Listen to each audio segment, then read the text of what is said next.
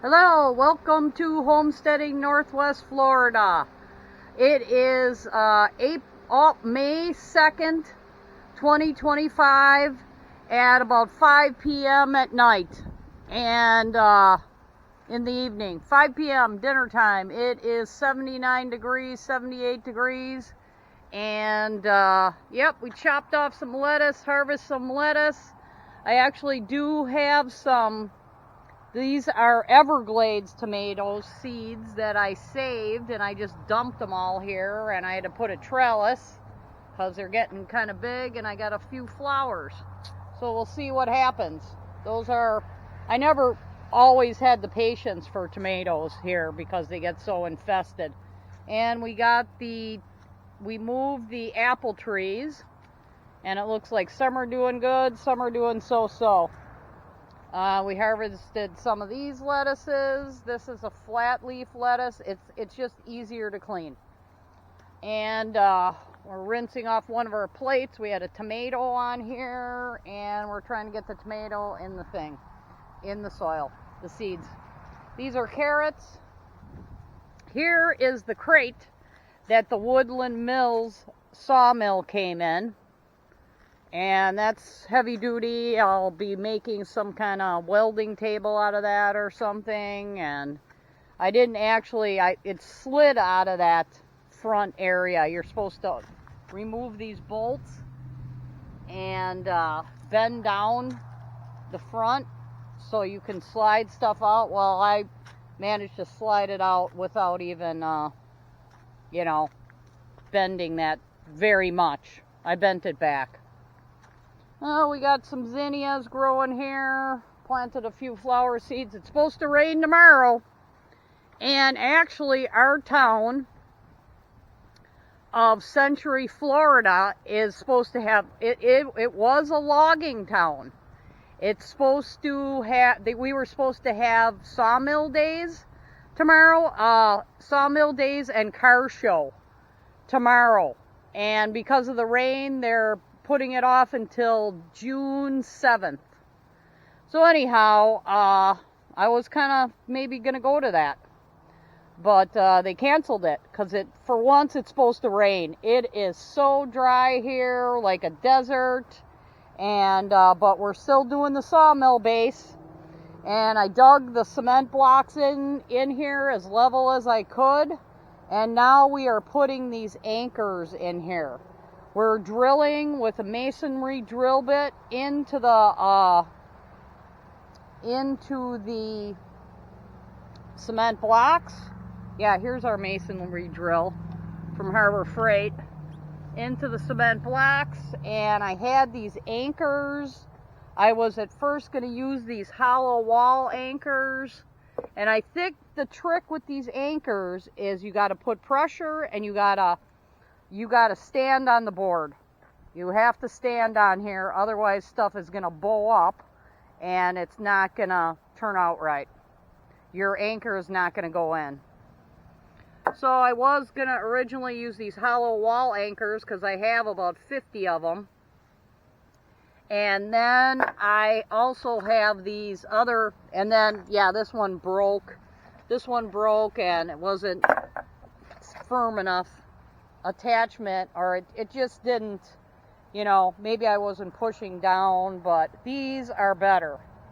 And these I think I got from like a TV mount to mount a flat panel TV. I mean, I've had some of these anchors forever, and I do save and organize all the hardware here, but I had to add, so this thing wouldn't twist around, I had to add a serrated washer and then a lock washer, and then it did have this washer and then another lock washer and the nut.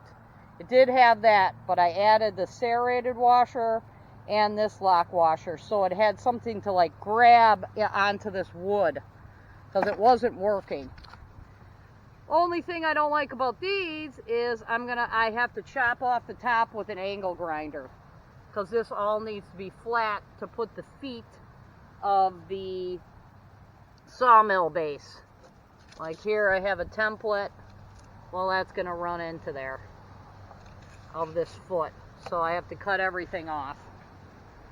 And yeah, so that's what I'm doing. Pretty mosquito-y, and I am actually putting wood glue in after I drill these holes, and I am vacuuming out the holes, the concrete out of the holes. You're actually supposed to do that. So I got my old Oric here that I think I got at a rummage sale. Oric XL, made in Michigan, made in the United States, and it still works, and I use that to suck all the dust out of the holes. And the sawdust also, because I have to drill that down and the wood down in order to make, with a larger drill bit, in order to make the nut, the 14mm socket fit in the hole.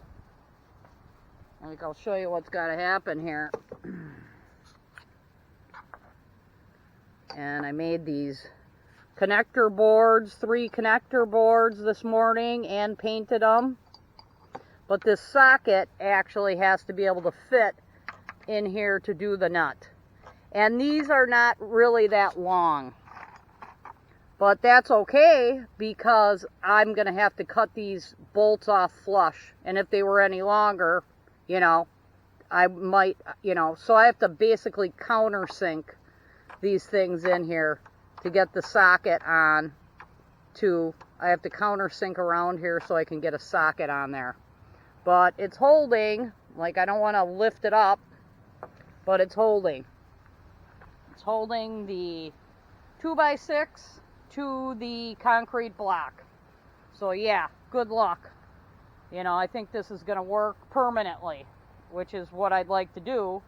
Maybe until I cut some 4x6s or something like that. 5x6s, whatever, you know, until I get the sawmill going here. But for tonight, I need to clean everything up, get all the tools in, because finally it's going to rain. And it must be a lot of rain if they're going to cancel sawmill days. And I'm just picking up little by little. And then I actually put these cross members in of the, you know, we're building a wood train. Wood train rails, a friend of mine said. It's the wood train.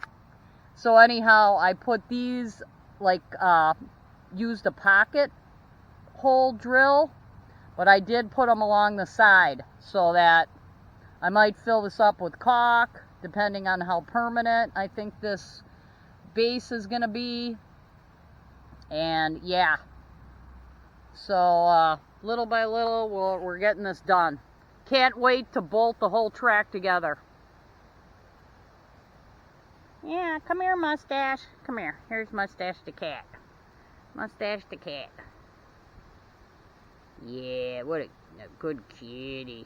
Time to catch some rats, though. I saw a rat the other day by the water where the gray water comes out. Yeah. Oh, you're going to stretch. You working so... I think she works really hard at night. All right. Yeah. So yeah, we're working on this sawmill base for the woman-owned and operated sawmill. Thanks for watching. And built. Okay, bye.